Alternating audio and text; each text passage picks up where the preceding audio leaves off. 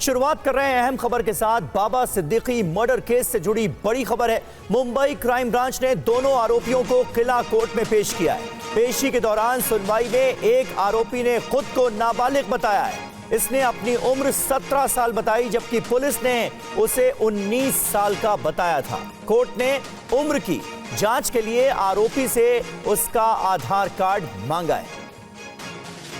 तो दो आरोपी जो पुलिस की गिरफ्त में आए थे, उनमें से एक ने अदालत में अपने आप को नाबालिग बताया है, जिसके बाद उसका आधार कार्ड अदालत की तरफ से मांगा गया है। राजीव सिंह हमारे संवाददाता इस वक्त हमारे साथ मौजूद हैं। राजीव, पुलिस तो ये कह रही थी कि ये आरोपी भी बालिग है, क्या जानकारी मिल पा रही है? क्योंकि ये आरोपी जो है, यानी दो जो गिरफ्तार हुए हैं आरोपी, उनमें से एक अपने आप को नाबालिग बता रहा है।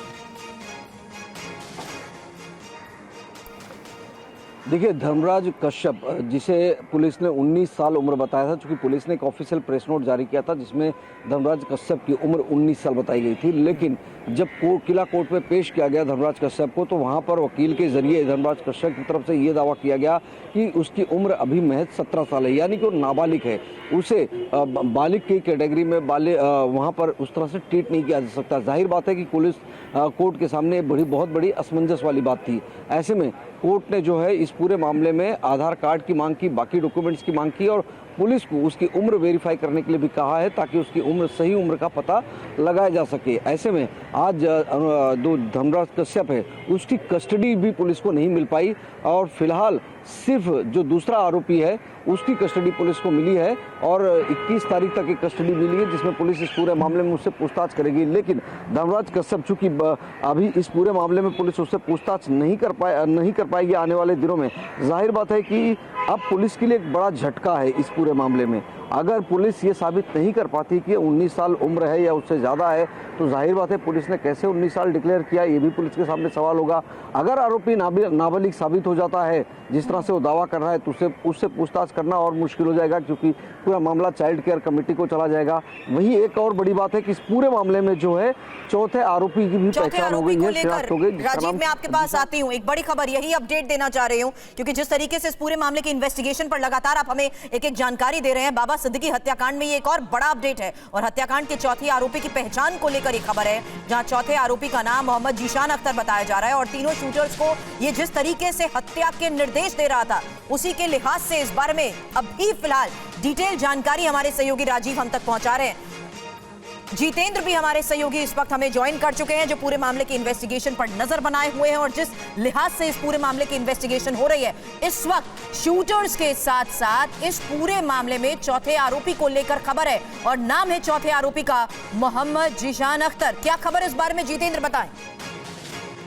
जी बिल्कुल, देखिए, चौथे आरोपी की भी पहचान हो चुकी है, जिसका नाम मोहम्मद जीशान अख्तर निकला है और पता चला है अब तक की जो तफ्तीश हुई है उसमें कहीं ना कहीं हत्याकांड के पीछे किसी इंटरनेशनल गैंगस्टर का नाम सामने आ रहा है। तो जाहिर सी बात है, इशारा एक बार फिर जांच के दौरान मुंबई पुलिस की तरफ से लॉरेंस बिश्नोई की तरफ किया गया है और साथ ही जांच में ये भी सामने है कि ये जो चारों है, चाहे धर्मराज हो, चाहे इसके अलावा ये जीशान अख्तर हो या फिर दो अन्य आरोपी हो, इन सभी को दरअसल कोई एक शख्स ऑपरेट कर रहा था। वो शख्स क्या देश के अंदर बैठा या विदेश में, इस बात को पुख्ता कर लेना चाहती है मुंबई पुलिस और इसके अलावा अन्य जांच एजेंसियां।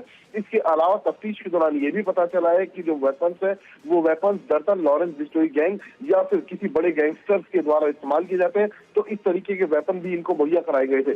तो कहीं ना कहीं एक बार फिर जो इस जांच के दौरान शुरुआती तफ्तीश में इशारा किया गया वो लॉरेंस बिश्नोई की तरफ किया गया है। जी बिल्कुल, तो हत्याकांड में चौथे आरोपी का नाम मोहम्मद जीशान अख्तर बताया गया है और जानकारी यह भी मिल रही है कि तीनों शूटर्स जब अपने काम को अंजाम देने के लिए निकले थे, तो यही वो शख्स था जिसका नाम है जीशान अख्तर। ये तीनों शूटर्स को निर्देश दे रहा था। पुलिस ने जब अदालत में इन आरोपियों को पेश किया है, उस वक्त की तस्वीरें भी आपको दिखा रहे हैं जब कोर्ट से लेकर पुलिस इन आरोपियों को निकल रही थी। लेकिन आज एक बड़ा डेवलपमेंट यह भी हुआ है कि कोर्ट में एक आरोपी ने अपने आप को नाबालिग बताया है, जिसके बाद उसका आधार कार्ड मांगा गया अदालत की तरफ से। और इस बीच एक बड़ी खबर आ रही है, बाबा सिद्दीकी के घर पहुंचे हैं सलमान खान।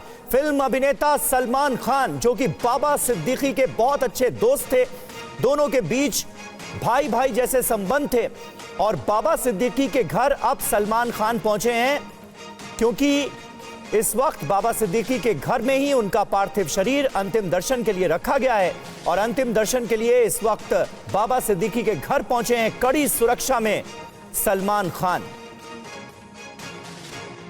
रजनीश रंजन हमारे सहयोगी इस वक्त हमारे साथ मौजूद हैं, वहीं से सीधे आपको लिए चलते हैं मुंबई। रजनीश, वहां से ये अपडेट इस वक्त सामने आ रही है कि सलमान खान वहां पर पहुंचे हैं और सलमान खान की सुरक्षा भी काफी कड़ी कर दी गई थी। क्या अपडेट वहां से आप देना चाहेंगे?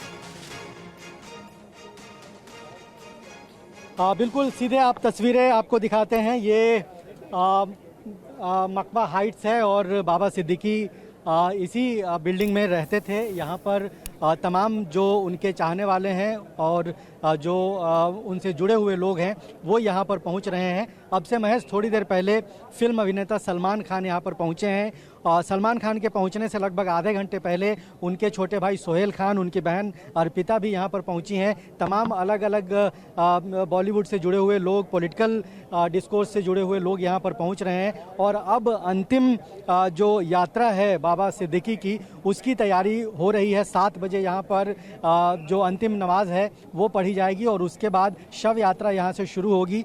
और इस वक्त आप देख सकते हैं लगातार जो लोगों का हुजूम है वो मकबा हाइट्स के बाहर बढ़ता हुआ नज़र आ रहा है। सलमान खान भी यहाँ पर आए हैं। आमतौर पर जो लोग आ रहे हैं वो बाहर अपनी गाड़ी रोककर और फिर पैदल घर के भीतर जा रहे हैं, लेकिन सुरक्षा की बात आपने की है सलमान खान की। निश्चित तौर पर सलमान खान की सुरक्षा बढ़ा दी गई है। उनकी गाड़ी यहाँ पर नहीं रुकी है, वो सीधे सामने वाले गेट से उनकी गाड़ी भीतर गई और उनको छोड़कर उनकी गाड़ी वापस आई है। तो अभी सलमान खान घर के भीतर हैं, उनके भाई सोहेल खान भी घर के भीतर हैं। अभी महाराष्ट्र के पूर्व मुख्यमंत्री सुशील कुमार शिंदे यहाँ पर आए थे और अलग अलग पार्टियों के तमाम लीडर्स यहाँ पर पहुँचने शुरू हो गए हैं। 7 बजे तक ये तमाम लोग यहाँ पर आएंगे और उसके बाद जब आखिरी नमाज पढ़ ली जाएगी तब यहाँ से शव यात्रा शुरू होगी और बाबा सिद्दीकी को लगभग 8:30 बजे के आसपास में बिल्कुल। और अंतिम दर्शन के लिए जिस तरीके से इस वक्त सलमान का परिवार पहुंचा है उसी की राजीव हम तस्वीर भी दिखा रहे हैं। अर्पिता यहाँ पर नजर आ रही हैं, सोहेल नजर आ रहे हैं। हालांकि मैंने समीर तस्वीरों में देखा शाइना एनसी भी थी और लुलिया